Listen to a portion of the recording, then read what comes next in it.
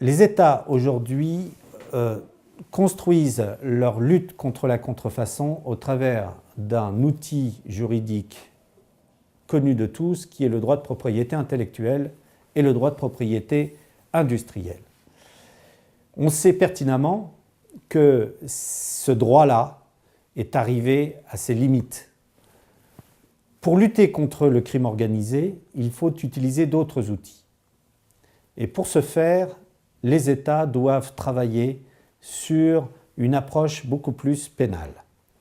On sait aujourd'hui que chaque État est très, je dirais, conservateur dans sa manière d'appliquer le pénal. Mais on sait aussi aujourd'hui que le crime organisé est international.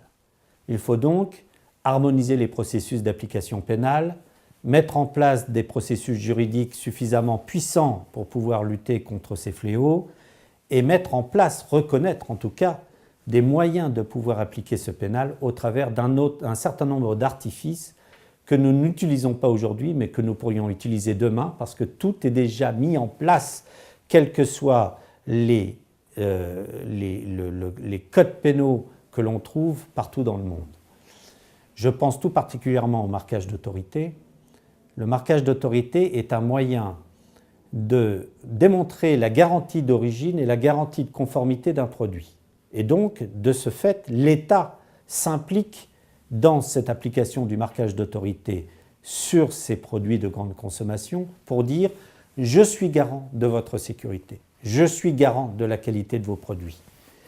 Et donc, si personne n'applique ces règles-là, on risque en effet d'arriver à un désengagement de l'État, si je puis dire, dans la lutte contre la contrefaçon. Donc le fait d'utiliser, d'appliquer des principes comme le marquage d'autorité démontre que l'État est derrière le consommateur pour assurer cette garantie d'origine et cette garantie de conformité.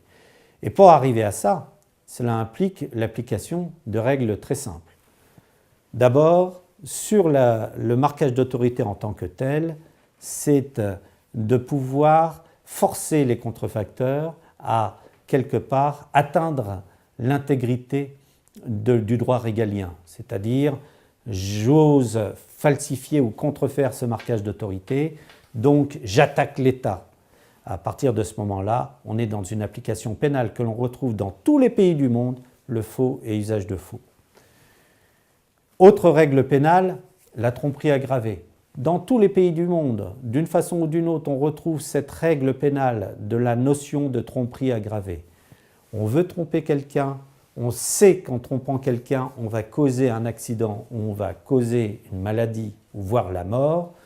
Dans ces conditions, on est dans cette approche de la tromperie aggravée qui est pénalement extrêmement dissuasive vis-à-vis du crime organisé.